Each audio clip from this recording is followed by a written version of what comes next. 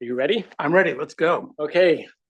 So John definitely does not need any introduction here. And you're going to tell us about a new book that you have. Yes. Wonderful. And your job is to keep the trains running on time. So thank you, everybody. This is the book, Price Cycle About the Euro. It is the cheapest book on the Princeton University Press website, only $35. So I advertise it. Written with Klaus Mazuch and Luis Garicano. Those of you who don't know him, Luis is we used to be at Chicago, currently at the LSE, was a member of parliament from Spain. And so he did public service. Klaus, who's with us, I see you wave hi, Klaus. Klaus Mazuch spent a long career at the European Central Bank. And he was, among other things, sort of the point guy in charge of Ireland and Greece. And I'm very glad that he's here because when you guys ask hard questions and I forgot how it all works, Klaus actually understands how this works. This was largely a translation project where Klaus would explain how things work. And then Luis and I go, could you say that again really slowly, please? And we all made sense of the alphabet soup of the ECB. So we bracketed it with these three fun quotes, sort of the evolution of the ECB. Mario Draghi said, whatever it takes, which sort of stopped the Greek crisis for a while. Jean-Claude Juncker said, because it is France, because that's why France was allowed to violate debt and deficit limits. And Christine Lagarde said at one point the spreads in Italian bonds were expanding, and she said, we are not here to close spreads. The markets went immediately nuts, and she said about 5 minutes later, oh yeah, we're here to close spreads. And that is kind of where we are now. This sort of has the basic idea, because I know in this crowd, this might be the only slide that we actually get through. So well, you're not there to ask questions, so it's more likely we get some more slides. That's a good point. I'm not in the audience. The euro is a currency union without fiscal union. And such an object is possible and sensible, but it has to solve the fiscal free rider problem. Any central bank has the problem that treasuries occasionally say, we want you to print up money to pay off our debt. When you have several countries together in a currency union, then that problem is worse because each country says, well, the rest of you can afford to just have a little inflation to bail me out. The euro was set up very well to contain this problem. And if you look back in the 1990s, pretty amazing how well they thought this problem. But, as the US Constitution did not anticipate the entire body of the federal regulation, there was a few things left unsaid. A series of crises erupted, starting with the financial crisis, quantitative easing, sovereign debt crisis after crisis. And central bankers do what central bankers do. They took actions in emergencies that broke some of the rules. That's not our criticism. When you're running a crisis, you do what you got to do. The main criticism we have is that the member states and EU institutions, including the ECB, but everybody, didn't reform between crises. As you know, you can put out any crisis with a river of money, but that leads to obvious moral hazards. And your job is, after the crisis ends, to say, well, how could we put that moral hazard back in place?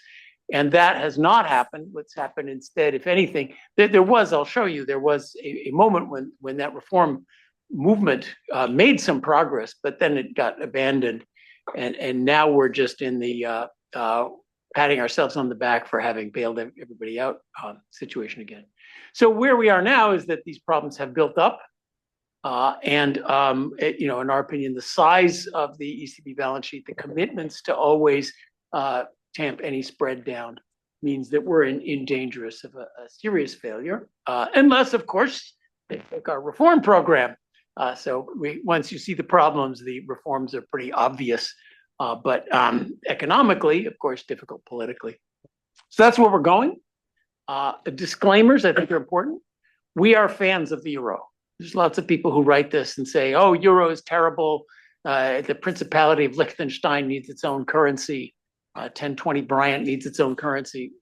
As much as attractive as the latter is, we're not that way. Second, so we're not here to disparage the euro, as many are. Second, we are economists. There's no charge in here that people did anything illegal. Maybe some norms and traditions got busted, but we are not here to say there was something. And most importantly, this is not a morality play. We're not here to say evil people did evil things. In fact, our hearts go out to the people, some of them who are on the call, that's Klaus, who are in the middle of trying to make a sense of this mess. And really not even a criticism of crisis decisions. With hindsight, of course, we can say we would have loved to do things different.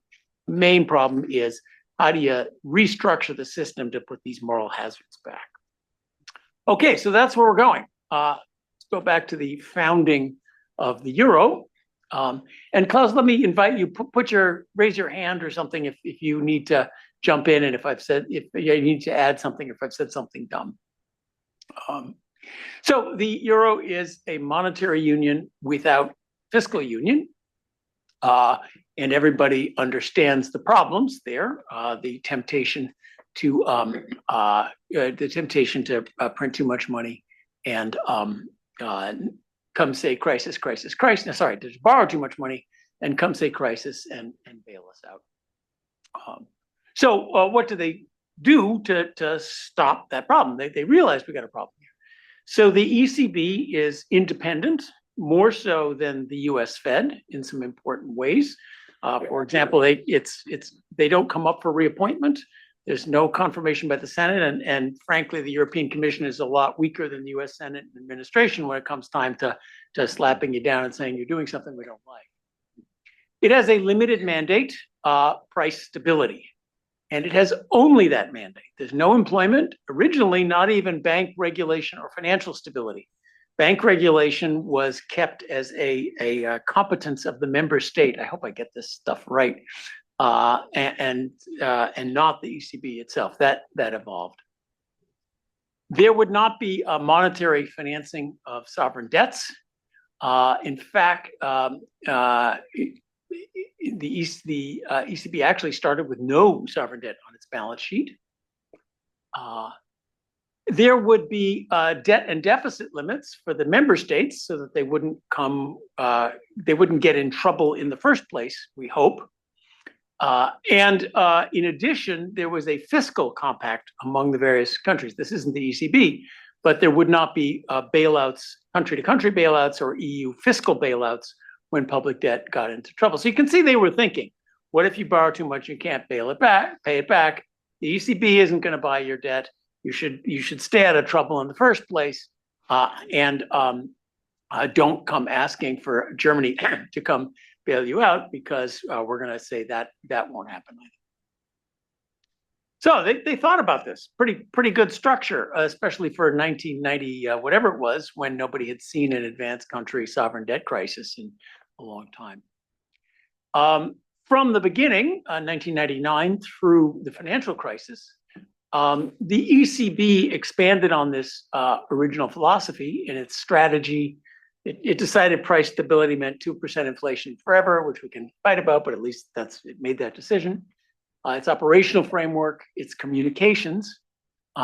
So they said 2%, they said the interest rate target, how they were going to do things. And they gave a lot of speeches saying, we're not here to bail out. So everybody, be clear. So, in the same way that the founding fathers understood they were setting precedents, the ECB was very good at saying in its communications, we're not going to support member states. So that even if not a law, that became a norm. This is one of the many things I learned about the ECB. Being American, I think always, well, if you have reserves, you got to have sovereign debt as assets. That's not how the ECB was set up. The ECB was originally set up, the way it creates euros is it simply lends them to banks and counts the loan as the corresponding asset with no sovereign debt.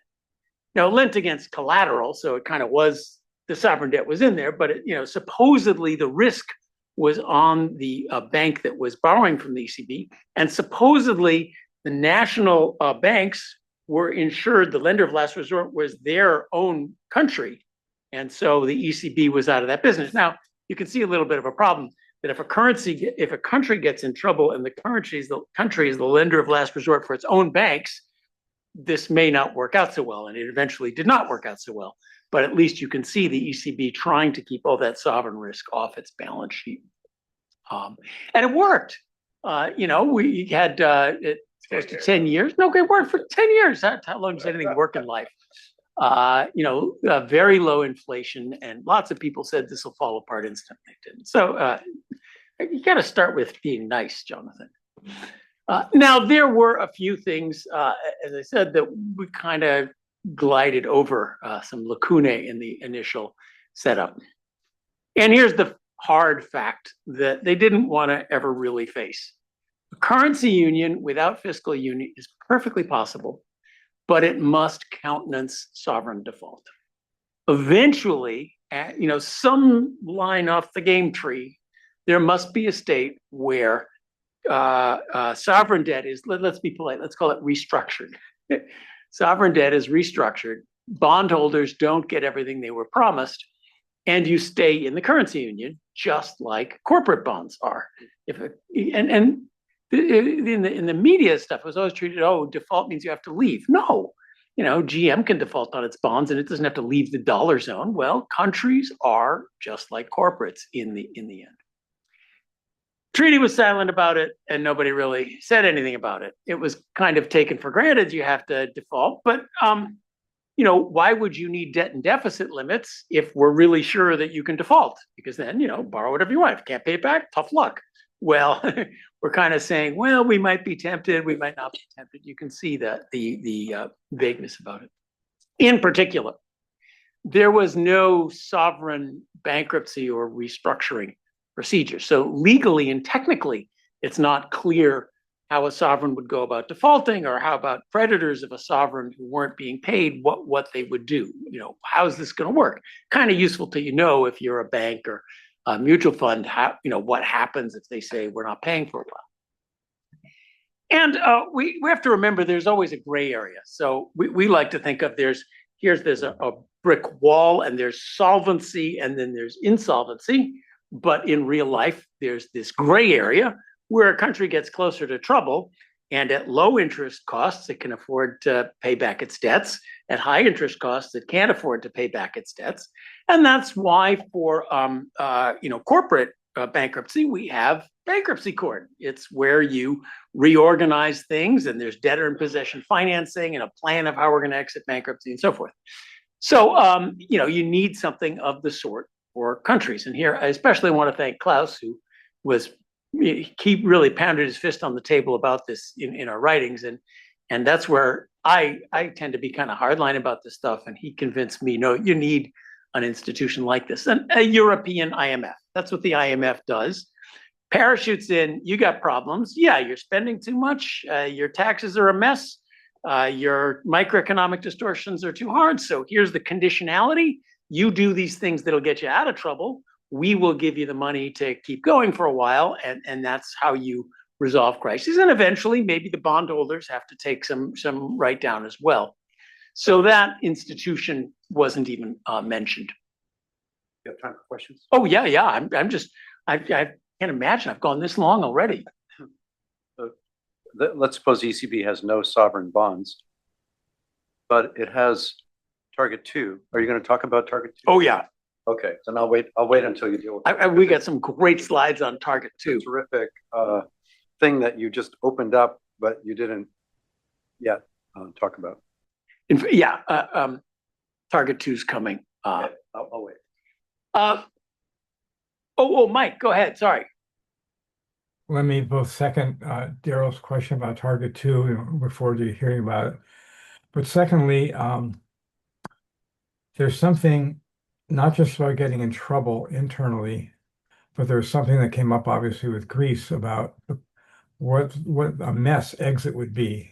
For example, where derivatives claims would be settled in London or New York, whether when you exit, these things will be redenominated in the domestic currency and all that sort of stuff.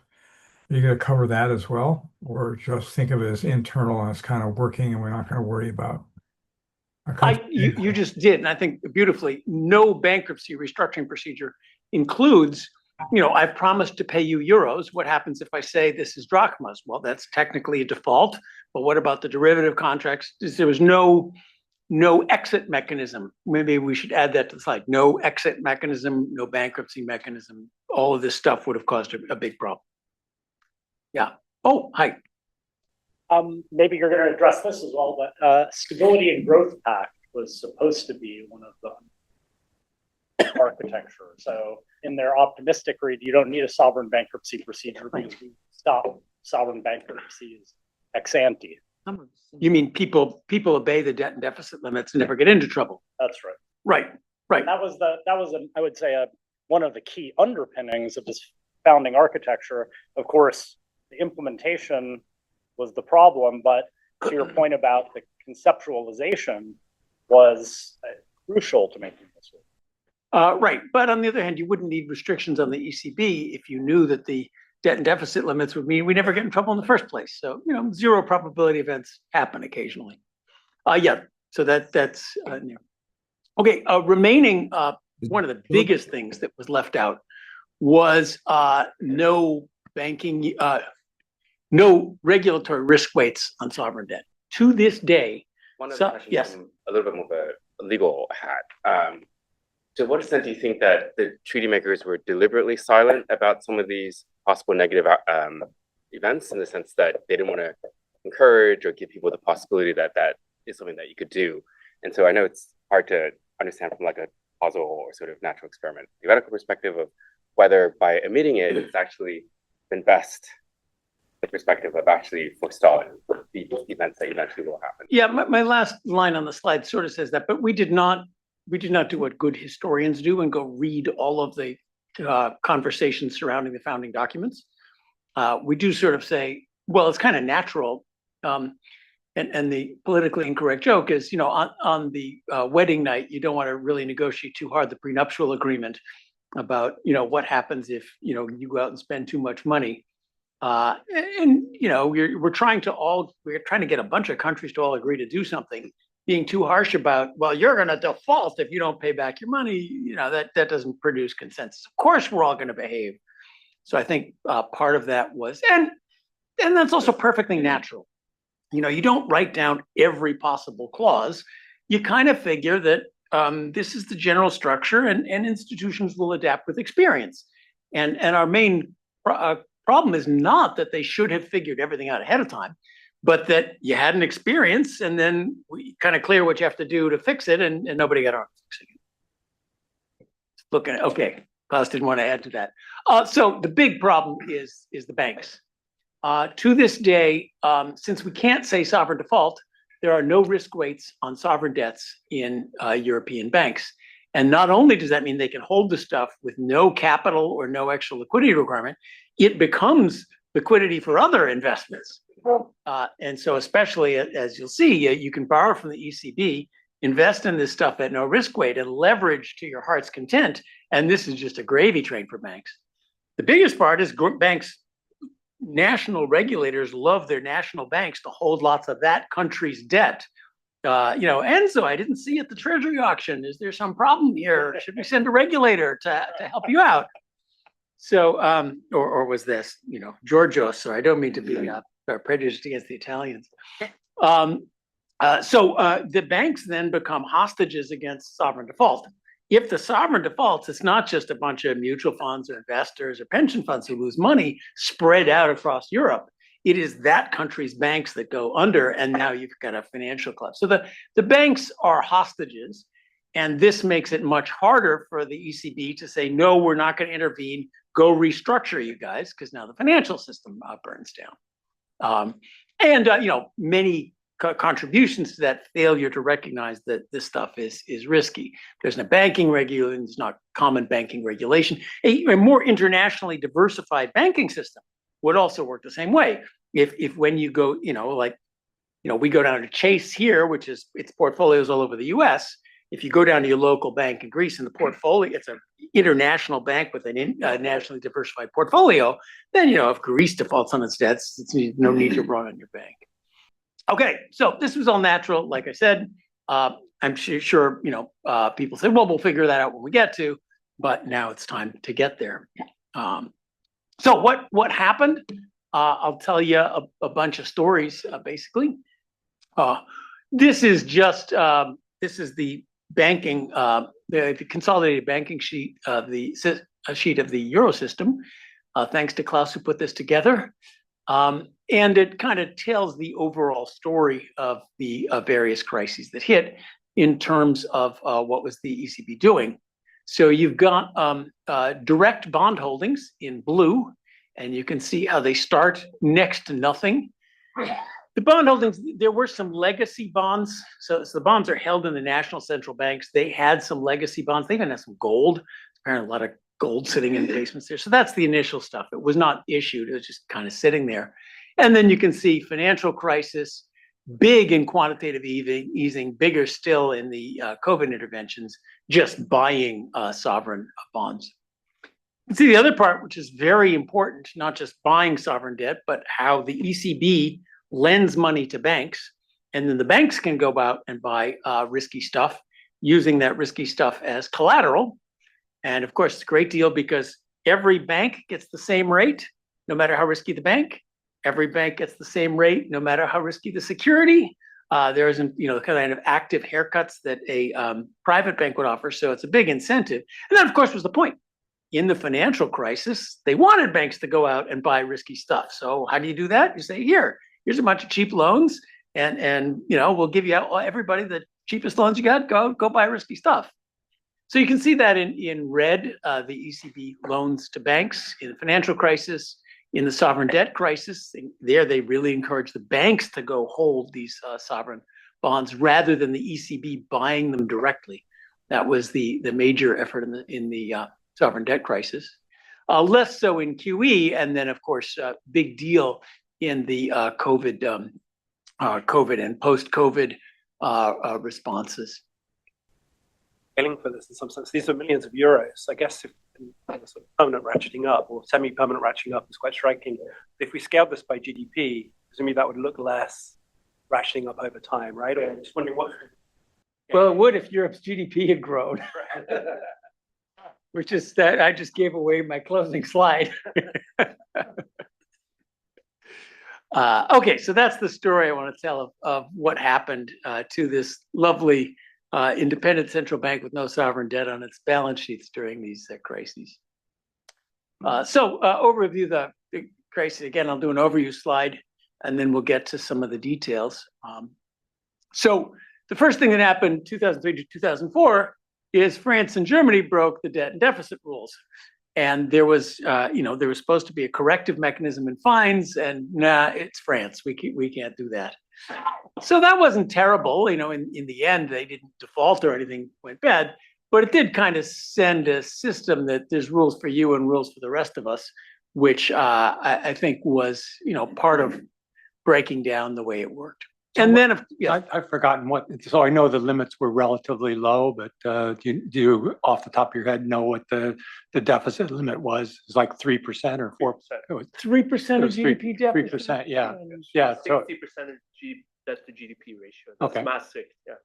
Yeah. Now one can argue that maybe that wasn't the smartest thing in the world. So, if you have a recession, you want to run some debt, you want some sort of present value of deficit, but that was the rule. And right. So they blew through it. Yeah. Then, of course, the crises came, and the ECB started lending to banks more and more under weaker and weaker rules, started buying larger and larger quantities of sovereign debt with fewer and fewer restrictions. Kind of fun to watch the procedure. They kind of knew that you're not supposed to buy sovereign debt, so we can do it, but here's a bunch of rules. And then the next crisis said, well, we can do it, and here's a few more rules. And then we can do it. Here's kind of a sort of suggestions, as the pirates say. And finally, we can do it anytime we want, pretty much is where we are now. John, it's a dumb question, but is... Hi, it's Mike calling. How are you? No, now you do need to put your... Time to view it, Mike. what is the crucial difference between the Fed does this all the time, right? Yes.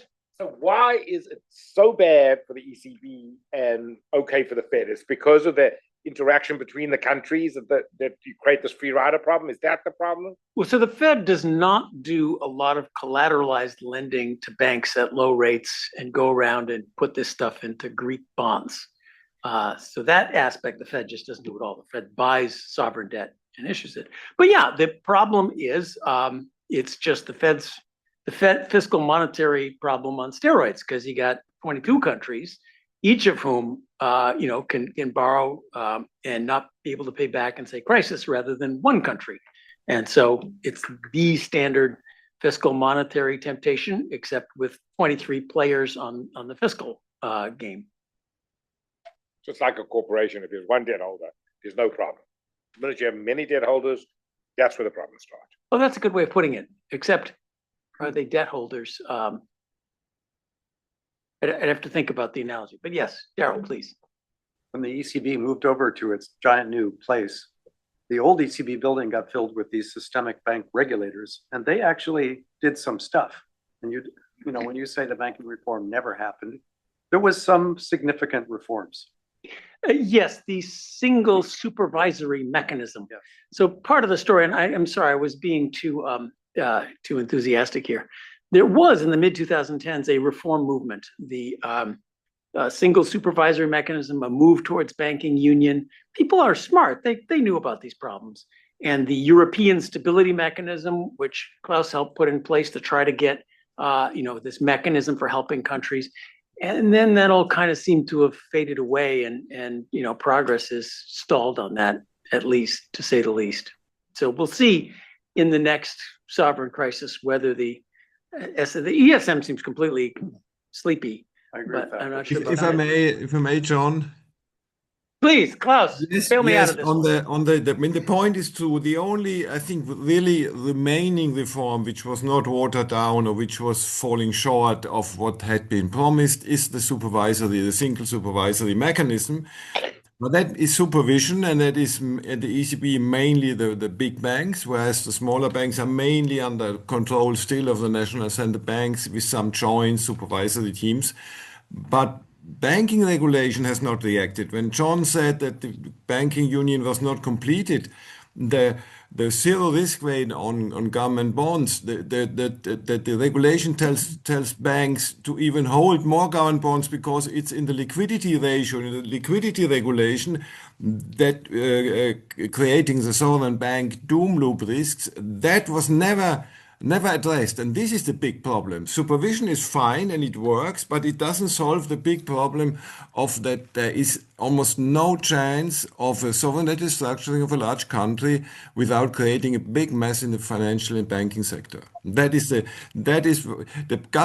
council, last sentence, the council, so the head of states of Europe, Euro area, promised in 2012 to get rid of the bank sovereign doom loop or vicious circle. That was the first promise in a press release of the head of states, and based on that, Draghi said, "Now I can say whatever it takes." But this promise was never implemented, not at all, not in a small way. The risk weights were introduced for sovereign bonds, or the liquidity ratio were even made worse. Thank you. And just the bottom line is where we are, that banks are still stuffed with their own country's sovereign debt. So here's another graph, thanks to Klaus. I spent most of last night simply copying Klaus's slides, and it shows you the ECB's art department is really, Klaus doesn't work there anymore, but it really paid off. So here is the bank, bank exposure to their domestic government in percent of equity capital. And so you can see the red line, for example, Italy is still over 150%. So now that, is that risky or not? That means a complete default on Italian debt means we've wiped out all of their equity capital and some. On the other hand, an 80% restructuring, I guess maybe they could handle. But this just tells you that it's still big, I guess, and hasn't really been reformed. There's also an issue of growth in that, if you do this, you don't lend. Oh, yeah. Banks are kind of in the business of holding sovereign debt. Well, because sovereign debt's risk-free. And why you can earn this lovely spread on borrow from the ECB overnight, put it into high yield government debt, earn the risk-free profit. If God forbid they default, call up the ECB and say, bail us out. It's just why should you bother lending to Paula? Okay, back to where we were. Where were we anyway? Right, so the banking reform never happened. The ECB is now holding that large portfolio I showed you and is widely expected to clamp down any sovereign spread. And that's really, what's the problem going forward? The Fed has a lot of government bonds too. The big problem that we see is that especially the ECB's implicit commitment, we are here to close spreads, means that governments don't see the actual market interest rates they would face. And so the incentives to borrow less, to fix their fiscal problems, to implement growth-oriented reform is less than it would be otherwise. Don, Yeah. on that just because I don't know, is the fiscal situation or has the fiscal situation in Europe declined much more over the last 5 to 10 years than the US? They were better than the US until COVID, and now I think we're all sitting around 100% debt to GDP ratio. We're 160 in Italy, much less than the northern countries who are in better shape. And then nobody's having babies, and we all have welfare systems. So, and it was just that and now we got to borrow money to build an army. Both the US and Europe have sort of followed that trajectory, suggesting it's not necessarily tied to the connection between the fiscal situation and the monetary situation in Europe. Well, I think we have much of that same larger problem in the US. We are already living, why does Trump want lower interest rates? A lot of the time he says, I want to lower interest costs on the debt. Well, welcome, here we are. So we're a step ahead of Europe on that one, but that I'm sure that will be heard from Europe soon. Now, John, you say that ECB is a monetary union, not a fiscal union. Now, the United States is the same if you think of the states as you do countries. And that's an analogy that comes to mind. But we seem to have the states discipline for some reason. Can you elaborate States on can go bankrupt. why the US is different than the US system is better performing than the European system in this regard? Well, states can go bankrupt, yes, and have. Now, whether they will go bankrupt, that was 1830. Yep. What will happen with They the big did in state? the 30s too. Right. What will happen with the big state bankruptcy now is an interesting question. Yeah. So I think we have some of the same issues. And the Fed is not buying state debt. It's only buying federal government debt. That's the key issue. So it'd be like, the analogy with the ECB is it'd be like the Fed buying debt issued by California, Iowa, Oklahoma, and they don't have a balanced budget requirement. And then you could see that would not be a good model. Yeah, most of our states are obeying debt and deficit rules a lot better than most countries, and it's much, so. And that's because of the 1830s. But the countries of Europe maintain almost their entire fiscal policy in the country. So the size of our federal budget, and a lot of it's rebated to states, but the size of the federal government is much larger than the size of the European Union, and almost all fiscal policy remains with the member states. There's another. Oh, Michael, yes. There's another explanation for that, and you didn't cover this, which is one of the original concerns about the euro, of any currency union, I guess, is what happens when there are asymmetric shocks and the countries don't have a currency that might naturally depreciate, for example. And that can be a big problem. But in the US and our currency union, we have far greater, at least historically, we've had far greater labor mobility internally that acts as something of a shock absorber. People can, when the Rust Belt gets hit, people can move to Texas, et cetera. And that used to be a big concern in Europe. I know there's been a lot of illegal immigration, migration, and there's some movement. But I think the view has been, correct me if I'm wrong, anybody that's listening, is that in places like Germany, perhaps especially Italy, they don't like to move. So they need stronger incentives to move, I suppose. And to the That's fiscal one union, reason why the US seems to have managed having fixed exchange rates among the states. To the fiscal union, there's a lot of federal money that moves. If California is in Absolutely. trouble, And does then unemployment insurance exactly. comes here. Exactly. Social Security is It is all spatially federal. pro-cyclical. Healthcare is Spending- mostly federal, so there's really not the same, entitlement program problem that Now, there is. hang on. So now we're arguing about the optimal currency area, and should Euro have a union, or should every country have its own currency? Which, to some extent, I'm going to get the last word in and then move on. We kind of like the common currency, and the ECB, interestingly, one of its mandates is don't pay any attention to cross-country differences. That's part of why it doesn't have an employment mandate, because it doesn't want to think about cross-country differences. We treat everyone the same. Now, you look at the history of Italy. Paola, do we have anybody from Greece? How successful was that? Oh, we'll just depreciate the currency a little bit optimally every time there's a negative shock and then make it back up again. I used to, when I was in Italy, when I was a kid, I thought crisi meant economy because it was always crisis. And every day is a crisis. Greek interest rates famously fell from 25% to 2% when they joined the euro. Why? Because they forgave this opportunity to depreciate yourself out of the next shock. So a lot of countries, the pre-commitment value of a common currency, in our view, overwhelms and there's also the advantages towards free trade and integration.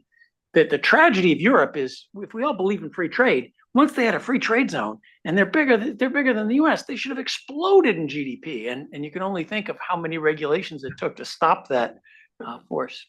Anyway, do we want last words on was it a good idea? And then when we'll go, it may not last long. You may get your wish. Time will tell. They're balancing various things. I take your point about the pre-commitment was a good thing, but then you look at when, say, Argentina tied to the dollar, and then what happened when they couldn't sustain it because they couldn't handle themselves politically. So Argentina did not dollarize works until it doesn't, John. That's my point. Yeah, but Okay. Argentina is a great case. If Argentina were to fully dollarize, they'd have real exchange rate. They have to do internal devaluations every now and then. But I think they'd be way better off than they are now after the wonderful history of devaluing the peso. I don't disagree with that. I was just stating that the pre-commitment value has to be weighed against the eventual risk of it being difficult to hold. Right. Okay. The euro is the euro. We hope it'll stay together, but those of you who don't like it may get your wish soon. In part because a successful common currency, everybody should be banging on the doors to get in. And the Czechs and the Poles and the Danes and the Brits are not banging on the doors to get in. So that's too bad. Back to our story. The financial crisis, this wasn't that big, but it did set some of the pattern. Mostly what the ECB did was offer loans to banks against much looser collateral, because that was the point. We want the banks to buy risky stuff, so we will lend you the money so you can buy risky stuff, including sovereign debts, again, at zero risk weight.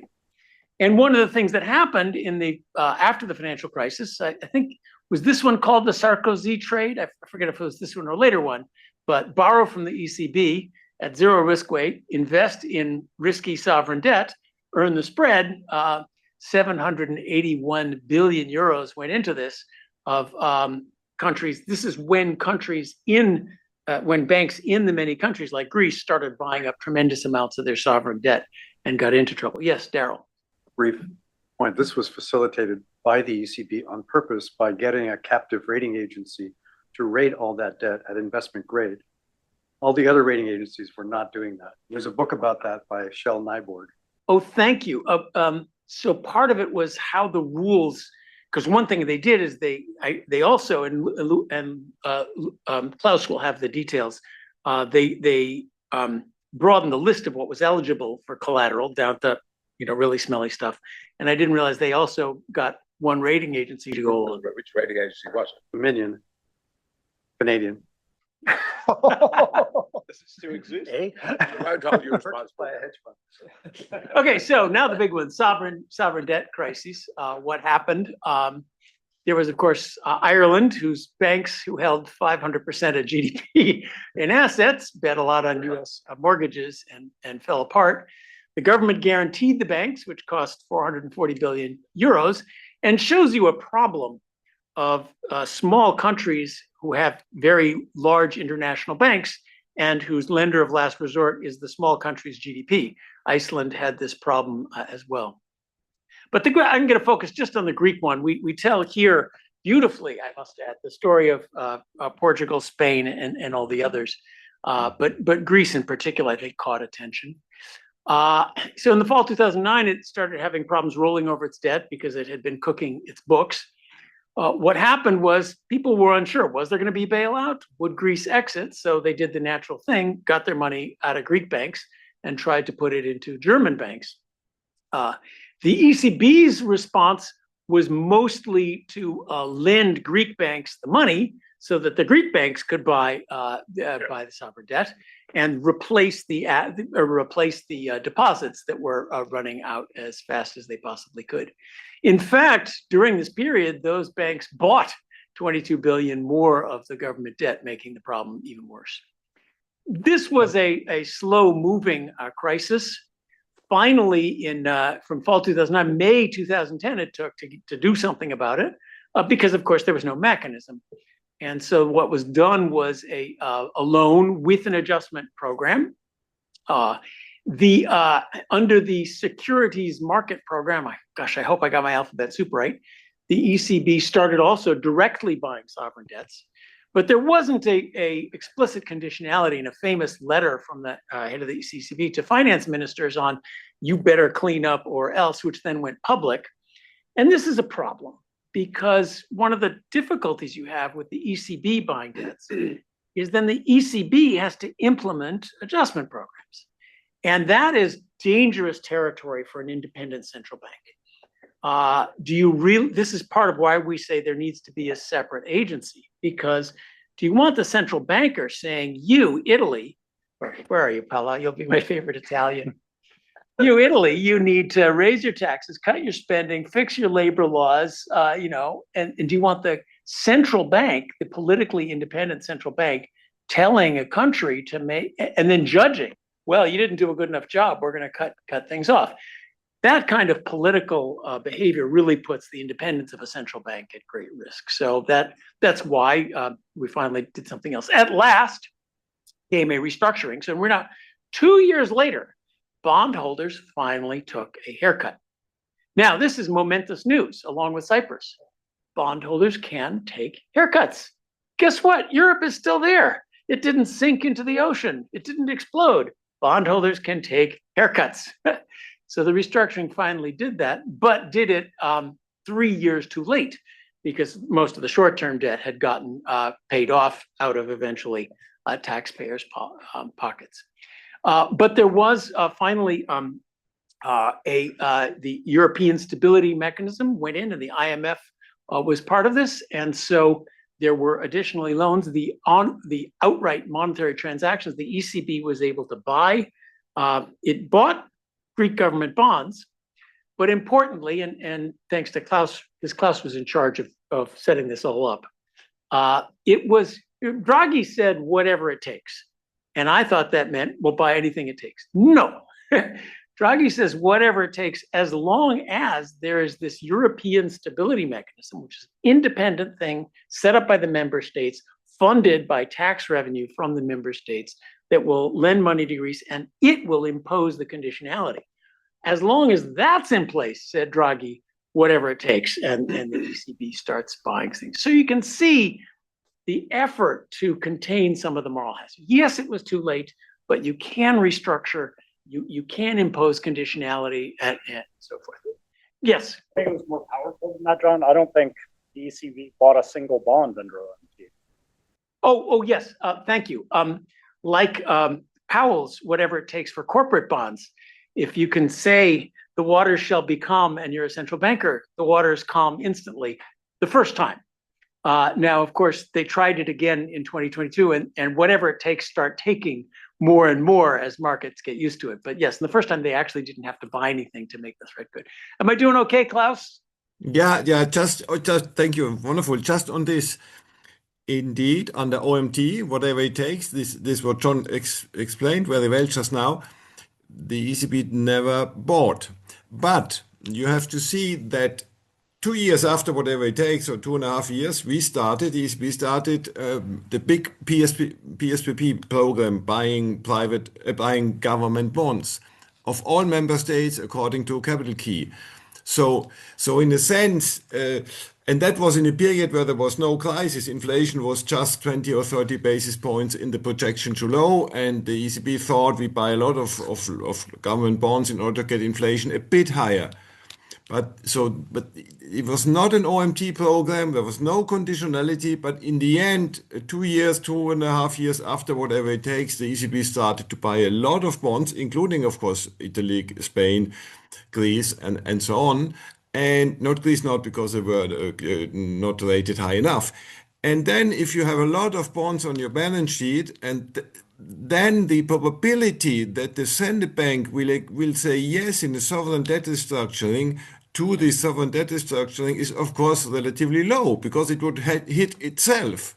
So the markets understands if the ECB buys a lot of bonds, a high debt country will less likely default because the ECB will not kill its, or the Banca d'Italia, which holds the bond, will not kill its own balance sheet because there's no requirement whatsoever from the member states to recapitalize the banks. And you know the famous paper by Sims and Del Negro, 2015 Journal of Monetary Economics. If a central bank has too little capital and has very high, say, interest to pay on reserves, that can create inflation.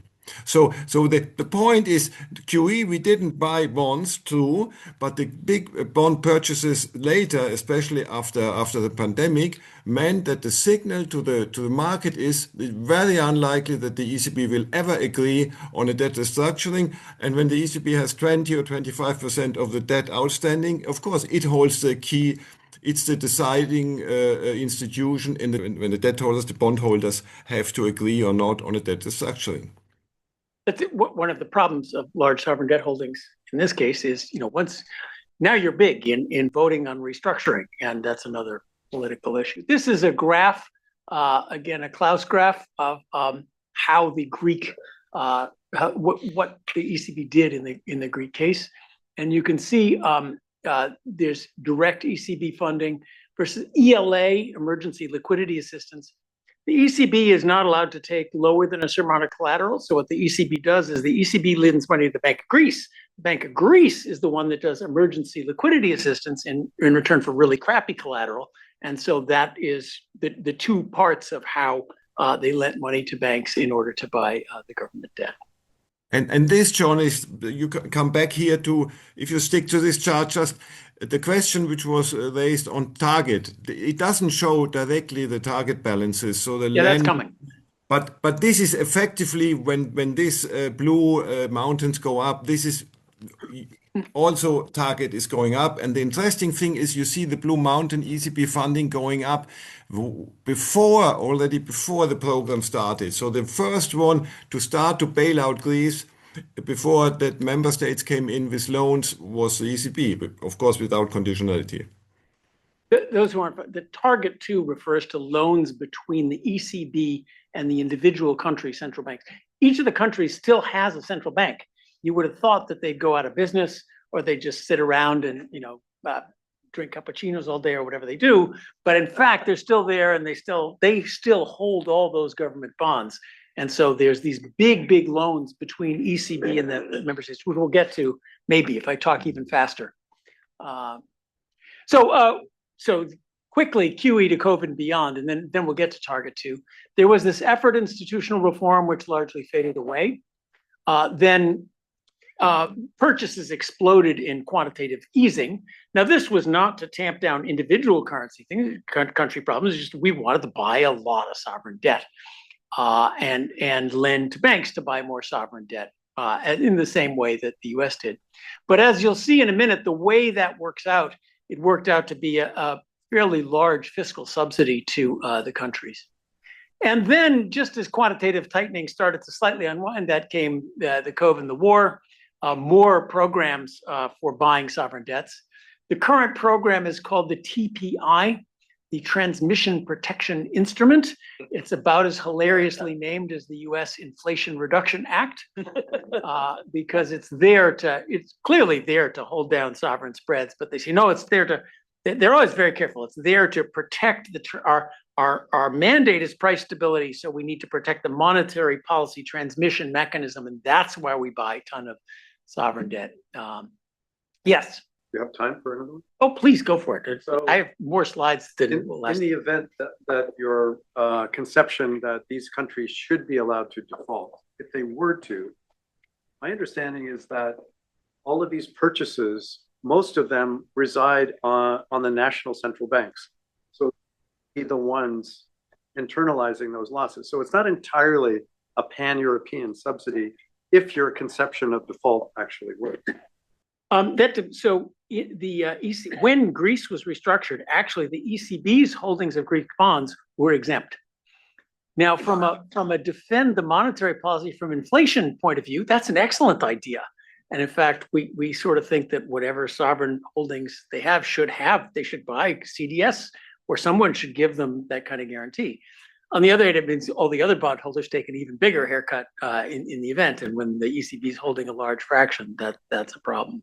But yeah, I think we need to get out of that system.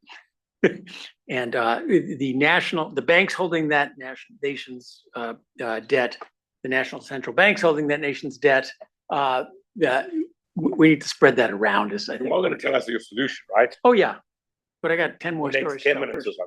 20 minutes. No, we go till quarter two, or In until particular, Ross your says book is stop. called Crisis Cycle, and while you are talking about overhang, especially in terms of incentives from one to the next, that the word cycle connotes a more systematic, patternly thing across the different crises.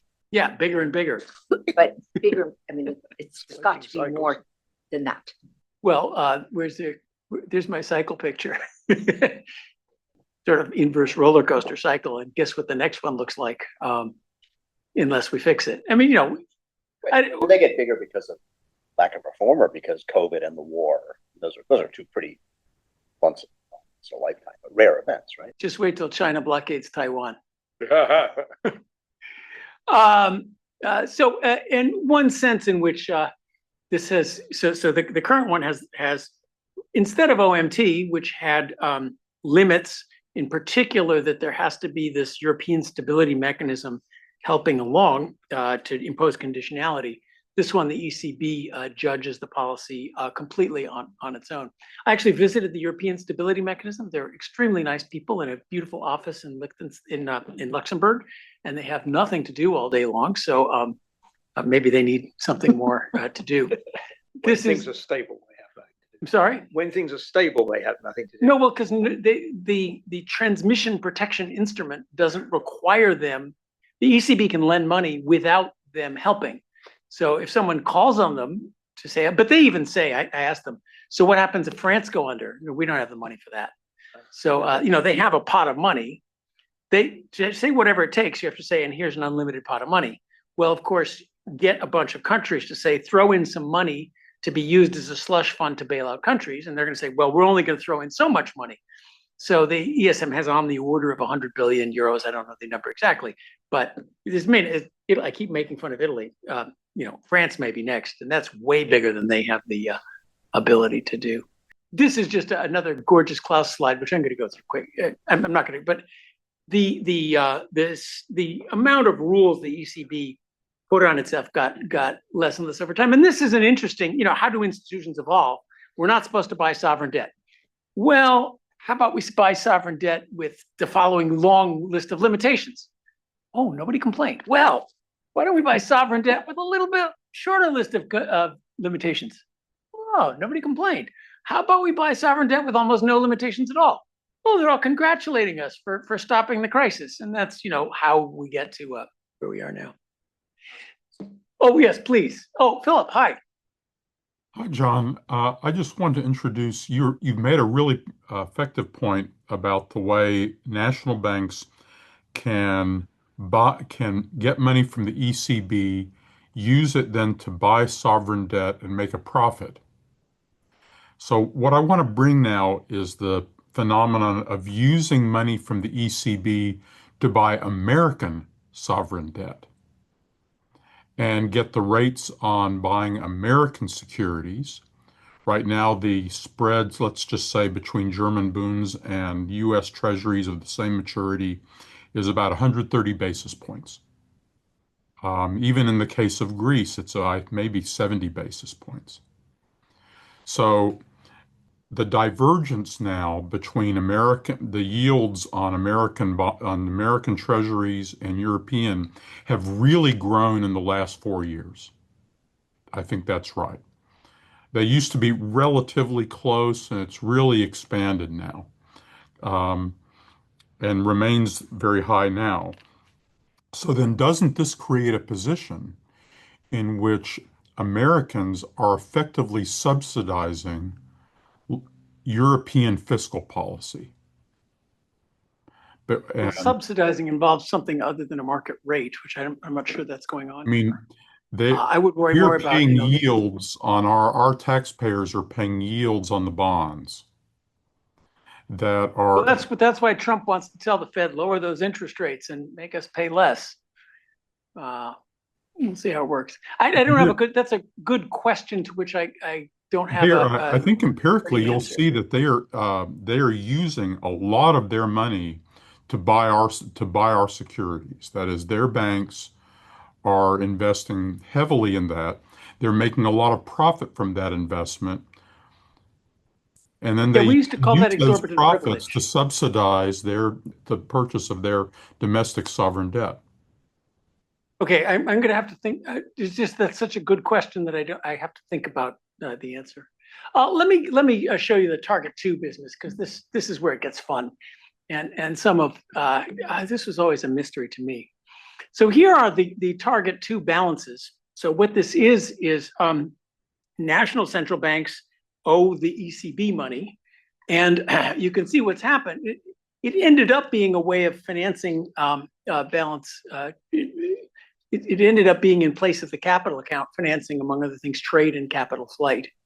So this is just, the graph is how much does the Italian central bank owe the ECB, and how much does the German central bank is owed by the ECB?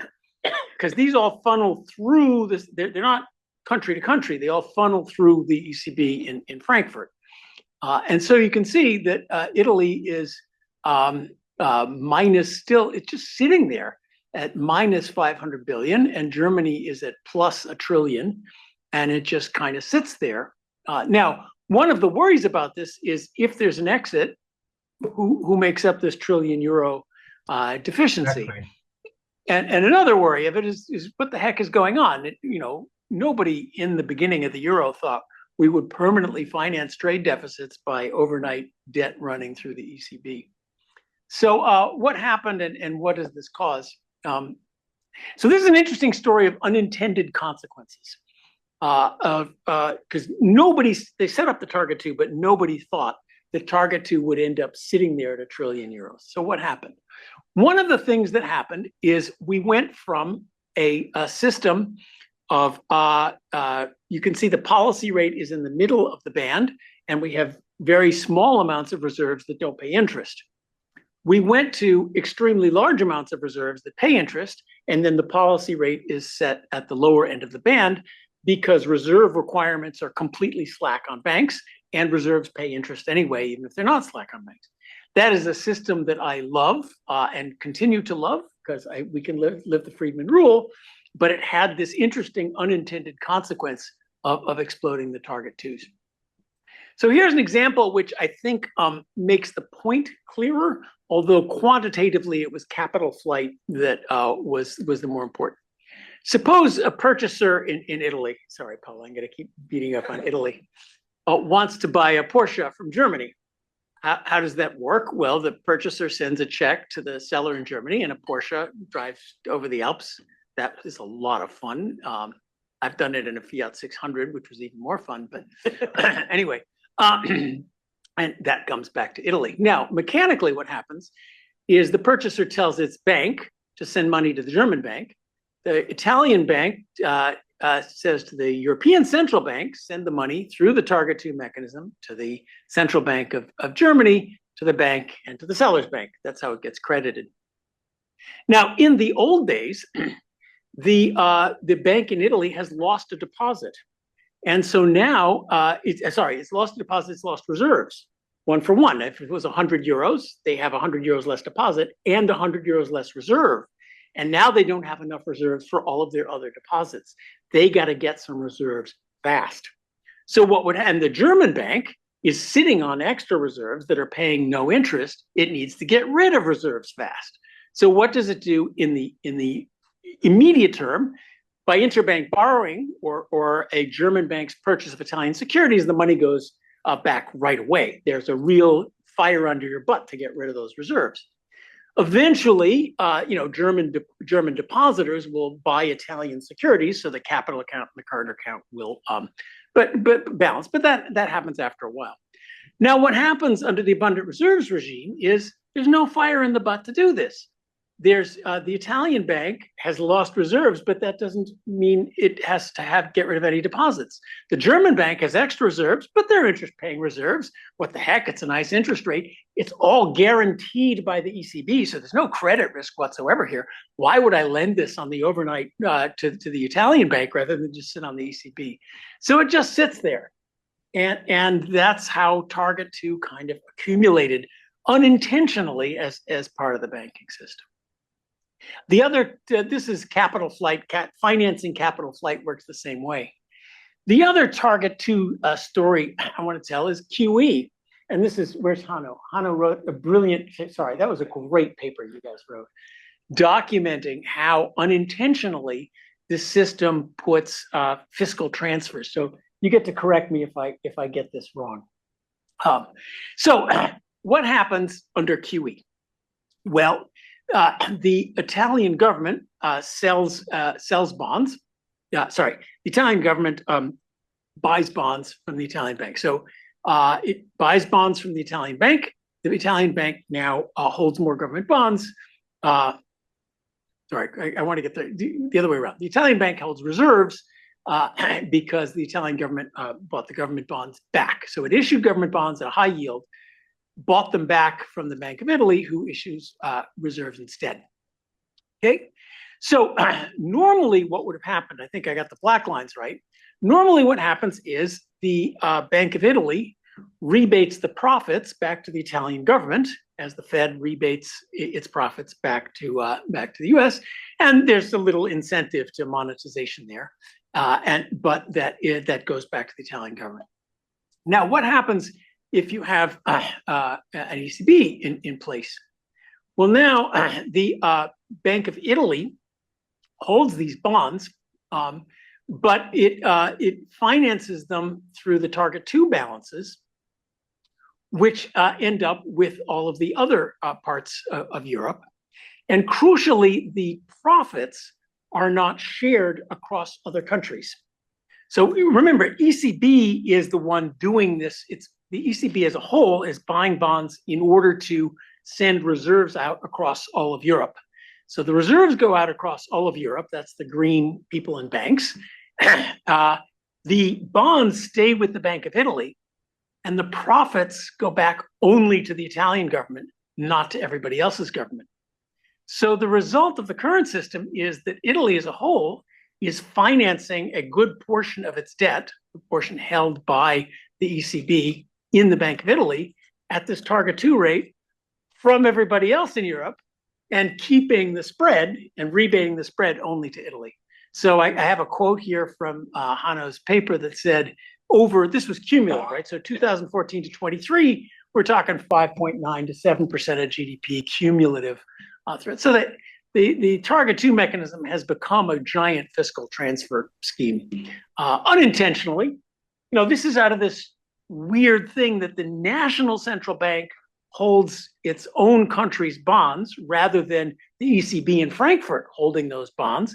The national central bank shares the profits back to its own government. And the national central bank, of course, is the one dealing with its own banks. So, okay, you asked for Target 2. So let's, how to fix it. I think our summary slide So we started as this common currency without fiscal union, which we think is a great idea. And I tell the Europeans, we gave this talk in Europe yesterday, and I was on Zoom, and the Europeans were, oh yeah, we need fiscal union, we need fiscal union. And I said, come to the US if you think fiscal union is a panacea. You know, how the state of California gets hundreds of billions of dollars and spends it like a drunken sailor because it's just federal, you know, central money. Or go visit the Next Gen EU program to see how centrally distributed money works. But anyway, without fiscal union is fine, but it's become a fiscal transfer scheme, which it was designed not to be. And the ECB going forward will be unable to resist monetizing debts. In the background of, as we mentioned, stagnant growth, big sovereign debts, welfare states that need reform, and other needs on the budget. So what's the central problem? The incentives. Incentives for bondholders to hold concentrated portfolios, not to hold diversified portfolios, not to hold CDS coverage.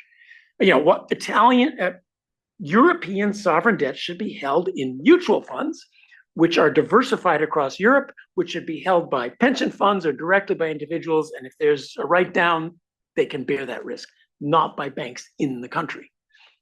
So incentives for bondholders and banks to properly recognize risk, for governments to spend and borrow wisely. And of course, what happens when China blockades Taiwan and the next bigger sovereign debt crisis happens? This is the worldwide problem. You know, financial crisis, COVID, our governments hit every problem with a river of borrowed and printed money. It worked okay in 2008. We got 10% inflation last time around. When they come back for $10 trillion, and the memory of that inflation when China blockades Taiwan, good luck to our sovereign debts. So, you know, once we've seen the problem, kind of the solutions are obvious. You need we got to say, sovereign debt's risky. It's like corporate debt. We just got to face that obvious fact. Orderly default or restructuring must be possible, not as the first resort, somewhere down the chain. I mean, if you're in a European stability mechanism program and you know, we're going to lend you money, I'll stop picking on Paola, Lori, we're going to lend you money to get you through it. If it's unthinkable that we ever restructure your debt, then you have no reason to go through with the program. So the threat has to be out there, rare, but possible. We need an enhanced, we call it a European financial institution. When I gave this talk at the ESM, they were very peeved that I didn't just say a revived ESM because they want to keep on their jobs. But a European institution providing fiscal support outside of the European Central Bank, taking the political heat of, you know, we're charging our taxpayers to help you, and imposing the conditionality and saying, you know, when the time comes. Removing the banks as hostages. So that's just so obvious. Sovereign debt must be in hands that can bear risk. Banking union would be great. Internationally diversified banks would be great. Holding debt and money market funds would be great. Banks going back to lending to actual people and businesses would be great. A financialization of the European markets would be great. But let's try to do minimally of what, you know, we need to do. The ECB, if it buys portfolios of anything, it should be, now there's Euro bonds are an idea that is more and more popular. The problem with Euro bonds is, as Alexander Hamilton taught us, Euro bonds need to be backed by Euro taxes, and Euro taxes need to be backed by Euro citizens who vote for those taxes and understand that they're okay with it. The current Euro bonds are issued jointly, but there's kind of a vague, oh, somebody's going to pay for this someday, which is like worse than nothing. Now, there's lots of ways to do it. The ECB could we could have these mutual funds that hold a diversified portfolio, and the ECB could hold the mutual fund with a credit default guarantee issued by the member states, you know, if it needs to buy sovereign debts for those reasons. Like the Fed, if it absolutely thinks it can diagnose fragmented and dysfunctional markets, okay, do it, but swap it out quickly. Don't sit on it forever the way the Fed does. And of course, this business of low quality collateral, subsidizing the banks, we need to, capital accounts need to clear not through target 2 balances, but through actually, you know, buying securities across countries. Can I ask? Yes, please. I'm done. You said there's sort of an easy solution, and so the discussion of Europe was fascinating to me. I knew some of it, but you piece it together, it was great. I'm not so sure that when I look at this, I'm not so sure what at the core, the differences are between Europe and the US, even though some of the mechanisms are the same. In the end, this is about, is the public and their elected officials willing to do any of this? In the sense that when push comes to shove, it's just, inflation is an easy tax. It's sort of, people don't have responsibility, print up money, and it goes away till the next person comes in power. So when I look at the US is it's two things. The US is unwilling to impose market discipline on financial institutions, many of them. Yes. And at the same time, it's unwilling to let them fail. Yes, our bailouts of financial institutions are more like the bailouts of member states in Europe, and the same commitment, whatever it takes. Now, systemic risk in the US now means somebody somewhere might lose some money on a mark-to-market basis, and that can't be allowed to happen. That's kind of our version of this problem. And so here, when I see the mechanical, the solutions are impeccable. It's just the will to they're sort of like the actual will that the decision makers are going to feel that they will indeed experience a loss. I'm going to challenge the idea that inflation is painless. The affordability issue, which sunk Biden and may sink Trump, and ask Klaus's parents if they think that inflation is painless. I don't mean inflation is painless. I don't mean that. What I mean is that when push comes to shove, you print up money and you can claim you solved an issue, a problem, easier than what's sort of described there to me. Well, they tried once. Our job as economists is, here's how you can fix it if you want to. I'm not a politician. Broad outlines. I like what you got. You don't have to have a fiscal union if you have default, but it's very broad outline. You haven't said what default means. Sovereigns are not like corporates, despite what you said. Are you envisioning some sort of discipline on a sovereign which has the power to repudiate, selectively default, do anything at all? Are you planning to cut it off from markets, collective action clauses? And then what do you do about Target 2? It's an accounting system that you have to, if you replace it with something that prevents this effect of transfer, it's a whole new game in terms of what the ECB means. Yeah, I think that the Target 2s, you need to start paying them back a little more quickly. That's fairly straightforward. The mechanisms of sovereign default, I think there's some hard questions that are well worked out. But Klaus, can you help me out here on how you'd like to see the sovereign default operate in Europe? That's a very good question. I think we have seen that the fiscal rules don't work. Especially for the big countries, they simply don't work. There was a question at the beginning on this relationship, and I think what people initially did not understand is that fiscal rules, at least in the way they are set up in the treaty in Europe, require the possibility of default, because otherwise those countries which don't follow the fiscal rules will not see any spreads going up significantly. And that is exactly the problem of TPI. And the problem of the 7-8 first years where there were almost no spreads in spite of Greece having a huge fiscal problem, because everybody thought, somebody will bail out. So the fiscal rules, the Commission and the EU member states never imposed the sanctions of the fiscal rules. And so the only thing which can help the Commission to implement the fiscal rules is that countries which don't follow see a default as a possibility. No, and that can only work via market discipline, that the spreads go up. And now, how do we want to see fiscal sovereign default being done?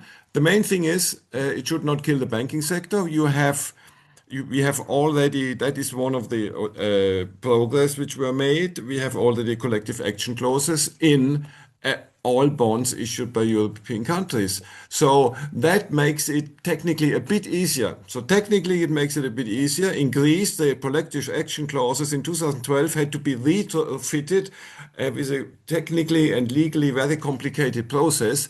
Now we have collective action clauses, so the default technically is easy, the debt restructuring is easier, but given that the banks are full of the bonds, it's still a very, very kind of financial crisis-prone situation. And second, given that the ECB is, or the members, the national central banks are full of the bonds, it's difficult to see that these national central banks or the ECB will say yes in a sovereign debt restructuring because they hold the majority of the vote. Not the majority of the votes, but they hold close to 20-25% of the votes. So when they say no, no debt restructuring will happen. So these are the technical issues why debt restructuring under the current system, with a lot of bond holdings by the ECB, with a lot of bond holdings by the banks, will not work. So it's not that much a technical thing. I think once you say default is possible, then the lawyers will write better contracts. Do we have to? You got to decide when. Oh yeah. Maybe you have the final. Yeah. It's a quarter up. Oh, there's one more question. Maybe one more question. My big question to end on. I mean, you're publishing this book at a time when the debate in Europe is very different from this, and it's geopolitics mean there's a window for Euro to have a bigger international role, and the strands of that are one, more common debt issuance, and obviously problems, but so on probably require that. Two, capital markets union, where there is actually legislation, and three, Christine Lagarde is on the warpath about launching a digital euro to wean American networks. And if you look at international bond issuance, so last year, the share happening in euros has leapt up compared to the share in dollars. So my question is, do you think that any of that helps with the design flaws, or is it building an even bigger edifice on an unstable foundation? Problem is, we published this a year ago, and things have moved on. But I don't think there's going to be a huge appetite for joining the euro, buying European debt, if people are not absolutely sure that this stuff is going to get paid back and not inflated away and not used to bail out right, left, and center in the next crisis. Now, of course, the U.S. faces a similar thing, but guaranteed repayment is what makes a debt and a currency really popular. And Europe isn't doing a whole lot better than that than we are. And the digital euro, my God, they hobbled the thing. You can't have more than 3,000 of them, and businesses can't hold them. That's a joke. So good luck to Europe. You want to take a? No, I'm done. I want everyone to get. Thank you.